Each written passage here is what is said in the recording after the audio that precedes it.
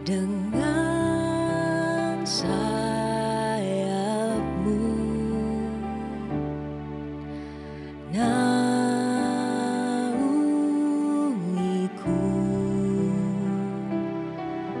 dengan kuasa-Mu di saat badai bergelora. Ku akan terbang bersama-Mu, Bapa, Kau Raja atas semesta. Ku tenang sebab Kau Allahku.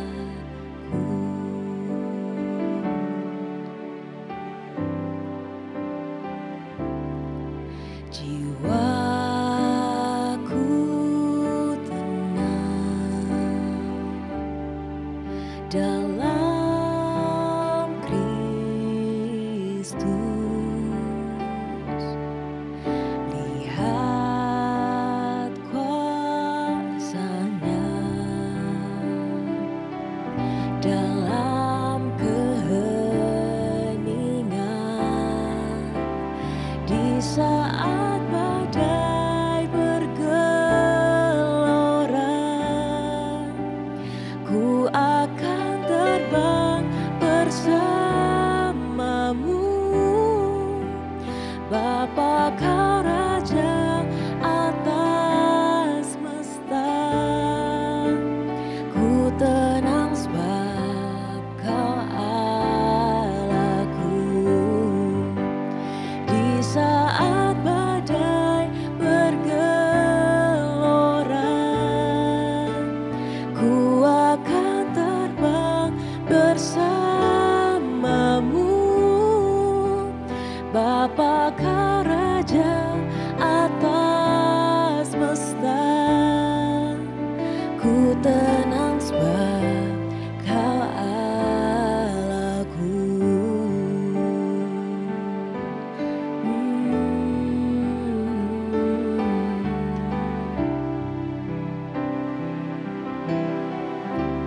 Ku tenang sebab Kau Allahku.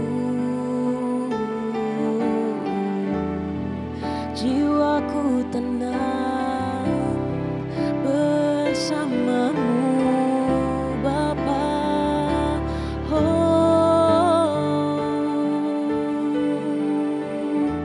Ku aman dalam-Mu, Bapa. Di saat badai bergelora, ku akan terbang bersama-Mu, Bapa, Kau Raja atas semesta. Ku tenang sebab Kau Allahku. Di saat badai bergelora, ku akan terbang bersama-Mu, Bapa, Kau Raja atas semesta. Ku tenang sebab Kau Allahku. Ku tenang sebab Kau Allahku. Ku tenang sebab Kau Allahku.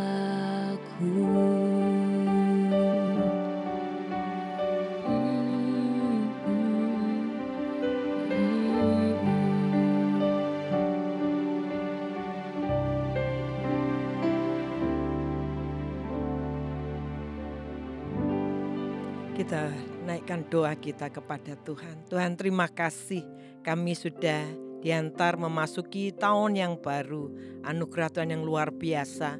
Kami sudah melewati beberapa hari saat ini dan kami tetap mempercayakan hidup kami dalam tangan Tuhan yang luar biasa. Terima kasih Tuhan, terima kasih biar perenungan kami pada saat ini menguatkan, meneguhkan setiap kami, tak seorang pun kehilangan harapan. Terima kasih Bapa, dalam nama Tuhan Yesus. Amin, amin. Biasanya kalau seseorang menjalani tahun baru, kadang-kadang dengan berbagai macam sikap dan ada kalanya ujung-ujungnya akan berkata pasti nanti balik ya begitu-begitu saja.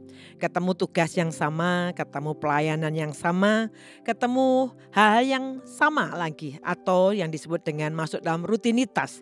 Saya ingin sharing satu bagian Alkitab di mana di sini menceritakan ingin menguatkan setiap saudara karena kita bisa kehilangan tahun-tahun ini atau kehilangan waktu-waktu kita dalam menjalaninya dengan bersikap yang salah.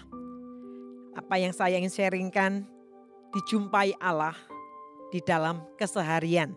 From dailiness to greatness. Dari keseharian yang sederhana, sesuatu yang rutin, tetapi di situ Allah menjumpai. Saya akan membaca dari kitab Lukas pasal 1, satu kisah dari seorang yang bernama Sakaria. Lukas pasal 1 ayat 8 sampai 11. Pada suatu kali waktu tiba giliran kelompoknya, Sakaria melakukan tugas sebagai imam di hadapan Tuhan. Melakukan satu tugas di hadapan Tuhan.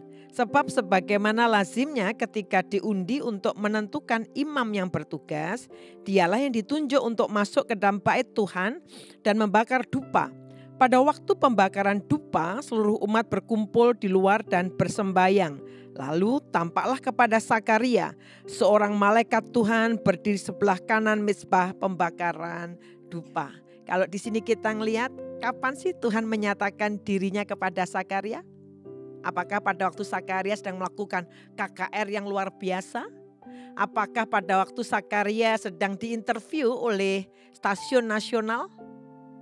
Tidak. Allah tidak menjumpai Sakaria dalam kondisi yang gemerlap, namun di dalam keseharian ketika dia melakukan tugas. Jadi istilahnya ketika kelompoknya mendapat giliran melayani di bait Allah, dan Sakaria ini dapat tugas sebagai yang membakar dupa di bait Allah. Ini contoh kayak semisal kalau di zaman now itu kalau seperti pendeta atau full timer yang mendapat emergency call di tengah-tengah liburannya, di tengah-tengah weekend. Masa-masa sebenarnya dia sedang tenang-tenang, ada tiba-tiba ada emergency call. Bapak Ibu Saudara yang kasih Tuhan, Sakaria sedang membawa tugas rutinnya dan kelihatan tidak menarik. Rutin itu kan kelihatan gak menarik, ya itu saja. Itu sebabnya ketika memasuki tahun baru, kita bisa hanya berpikir, ya nanti gitu-gitu lagi, ya nanti tugasnya rutin, gak ada wow-wownya, gak ada sesuatu yang gemerlap, pelayanan ya sama, cuma gitu-gitu saja. Tapi saya ingin mengencourage Bapak Ibu semua bahwa justru dalam kerutinan ketika Sakaria melakukan tugasnya, dia dapat giliran melakukan tugas, disitulah Tuhan memilih dia sehingga Sakaria ini menjadi bapak dari Yohanes Pembaptis. Kita kenal Yohanes Pembaptis, yaitu orang yang dipakai oleh Tuhan mempersiapkan kedatangan Kristus. Dia suara yang bersuara-suara berbicara di padang gurun. Dari hal kerutinan, hal yang biasa. Melihat Daud. Kalau kita tahu Daud, apakah Allah menemukan Daud ketika sedang ada di singgasana atau di istana atau sedang melakukan sesuatu yang wow luar biasa? Tidak, bukan? Allah menemukan Daud justru ketika Daud sedang menggembalakan kambing dombanya yang jumlahnya juga tidak banyak. Tugas rutin sehari-hari, mungkin dia sedang memberi minuman susu kepada anak domba betina ya atau anak domba jantan yang sedang baru saja beranak. Tugas yang rutin, nggak ada wow-wownya. Bagi orang mungkin apa yang dikerjakan baik oleh Sakaria ataupun oleh Daud adalah sesuatu yang biasa. Orang mungkin berkata orang mediocre. biasa, nggak ada wow-wownya. Tapi justru Allah menemukan atau menjumpai Daud di dalam kesehariannya, dailiness. Keseharian yang kelihatan biasa. Apa wownya sih gembalakan kambing domba yang jumlahnya cuma sedikit?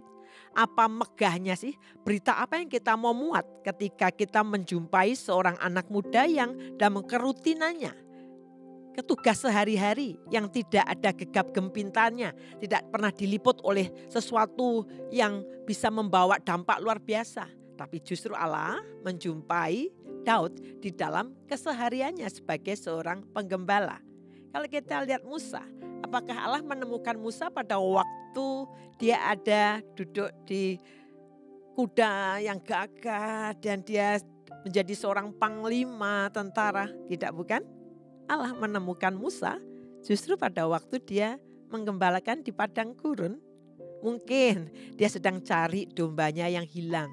Karena domba kan suka ngeluyur. Disitulah Allah menemukan Musa. Dan di tengah-tengah jalannya Tuhan menemukan Petrus. Tuhan tidak menemukan Petrus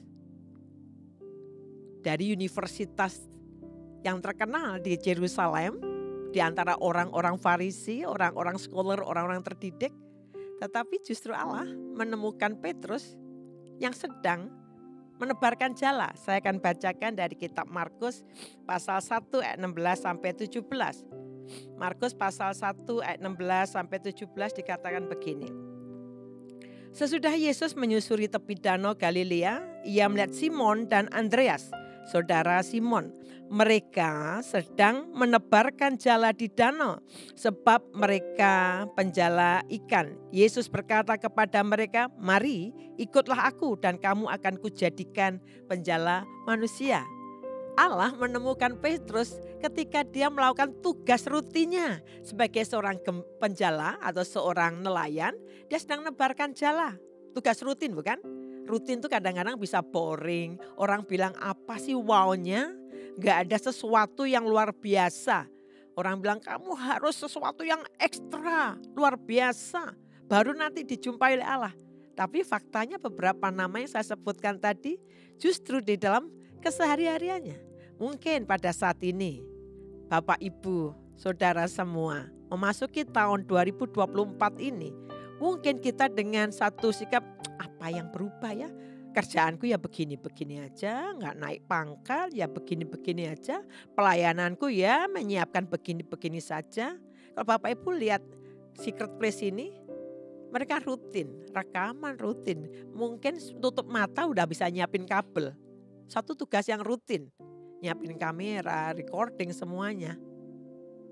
Tapi di sini kita melihat justru Allah menemukan orang-orang luar biasa. Daud menjadi raja terbesar sepanjang sejarah Israel. Didapati justru ketika dia sedang biasa atau rutin dalam tugasnya menggembalakan kambing domba. Petrus sedang menebarkan jalannya. Ada Gideon juga. Gideon sedang melakukan tugas yang biasa, bukan luar biasa. Mengirik gandum, bersembunyi dari orang-orang Midian. Kemudian kalau kita lihat Nehemia, pada waktu dia menjadi juru minuman di istana. Tugas rutin, tugas biasa. Sehari-hari. Memasuki tahun ini kita bisa quote and quote mungkin orang bilang terjebak lagi dalam rutinitas. Tapi pada saatnya kita mau belajar. Allah justru menemukan, menjumpai kita di dalam dailiness, dalam keseharian, dalam kerutinan, dalam sesuatu yang kita lakukan terus menerus menjadi greatness. Bapak Ibu Saudara, diperlukan satu karakter yang luar biasa, daya tahan yang luar biasa untuk membuat orang itu setia dan tekun. Setia itu bukan sekedar hanya ada di situ. Oh, kalau kita mencari dia ada di situ, bukan hanya sekedar ada. Setia di sini bicara juga tentang produktif. Seperti ilustrasi yang dikatakan Tuhan, 5, 2, 1 talenta. 5 dan 2 talenta dipuji engkau hambaku yang baik dan setia. Setia di sini bukan sekedar karena mereka ada di situ pada waktu Kristus datang. Tetapi mereka setia karena sudah produktif melipat gandakan. Hal yang sama. Dibutuhkan satu karakter yang sudah proven, terbukti. untuk membuat seseorang terus melakukan yang itu-itu saja. Yang itu-itu saja bisa mengalahkan kebosanan, rasa enggan, rasanya malas, tapi engkau harus melakukan. Itu yang tak nampak, karakter seperti itu. Butuh waktu bukan harian, mingguan, bulanan, tahunan. Orang-orang yang sudah proven, terbukti. Ya mungkin autopilot karena sudah biasa. Tetapi jangan lupa, di dalam dailiness, keseharian, Tuhan bisa menjumpai kita dan mengubahnya from dailiness to greatness, menjadi sesuatu yang besar. Lihatlah tadi Daud, lihatlah tadi Zakaria, lihatlah tadi Petrus, lihatlah tadi Nehemia. Bagaimana histori terjadi setelah Allah menemukan, menjumpai orang-orang ini di dalam kerutinannya. Bukan sesuatu kejutan sekali tembak, gegap gempita. Namun Allah menjumpai justru di masa-masa mereka sedang melakukan tugas sehari-harinya. Ingin mengencourage Bapak Ibu semua, kalaupun memasuki tahun ini, quote and quote seperti yang kita terjebak, tugasnya sebagai orang tua, sebagai mahasiswa, sebagai pelajar, sebagai anak, lah bosen begini-begini terus. Saya mau encourage, mari kita belajar untuk memiliki sikap hati yang positif dan lembut.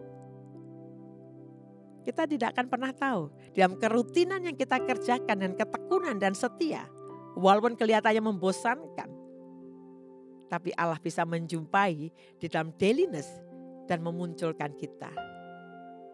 Kiranya apa yang saya renungkan ini menguatkan kita di tengah-tengah kita menjalani tahun ini, tetap belajar untuk bertekun, kembali tetap melakukan dengan satu sikap hati bahwa di tempat-tempat di mana orang sepertinya tidak melihat kita, tetapi kita sedang melayani Allah yang luar biasa. Engkau sebagai pelajar, engkau sedang tahu bahwa kita bukan sekedar pelajar. Tapi apa yang kita kerjakan seperti Kolose 3:23, kerjakan dengan segenap hati, sepenuh hati seperti untuk Tuhan dan bukan untuk manusia. Dan kita kalau di sini ada seorang ibu harus melakukan tugas hariannya, tahun baru tugasku tidak berubah ya begini-begini saja, bebannya juga sama. Tetap lakukan dengan tekun dan setia dan sikap hati yang positif. Kita melakukan untuk Tuhan yang luar biasa. Yang pelayanan apapun yang kita kerjakan. Seperti yang terjebak dalam rutinitas. Sebenarnya bukan terjebak. Butuh karakter yang luar biasa. Untuk mengalahkan segala sesuatunya. Engkau terus melakukannya. Mungkin juga kita gak ngerti purpose-nya dengan jelas. Tetapi kita lakukan. Daud pun juga tidak pernah tahu bakal akan dikunjungi oleh Allah. Zakaria pun juga tidak pernah tahu bahwa dia akan didatangi oleh malaikat dan dikatakan, Zakaria, doamu sudah dikabulkan. Kita tidak pernah tahu bahwa Petrus pada waktu sebagai seorang nelayan, orang biasa lagi menyebarkan jala, didatangi oleh Kristus dan Kristus berkata, ikutlah aku karena aku akan menjadikan engkau penjala manusia.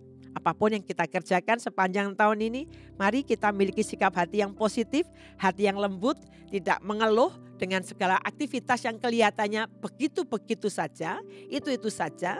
Tetapi ketika kita melakukan dengan sikap hati bahwa kita kerjakan untuk Tuhan, saya percaya Allah menjumpai dari dailiness, dari keseharian menuju greatness, kebesaran.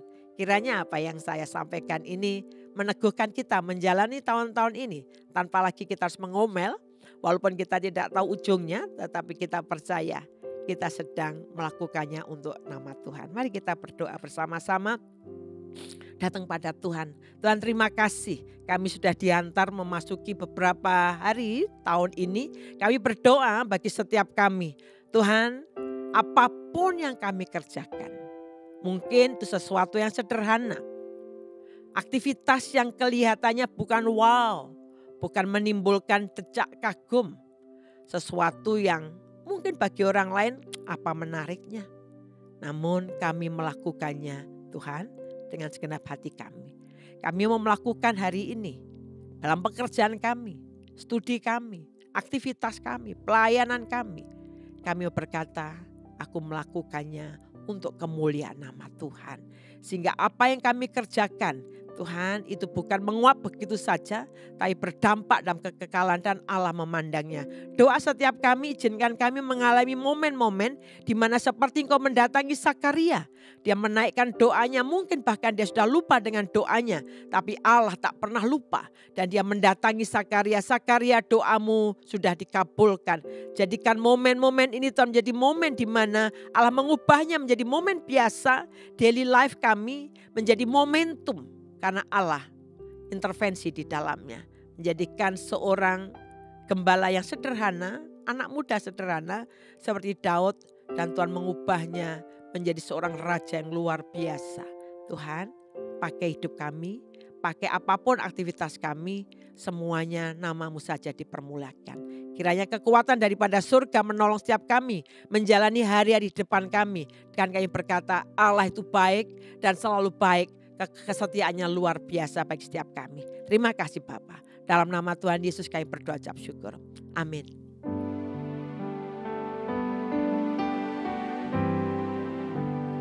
Di saat badai bergelora,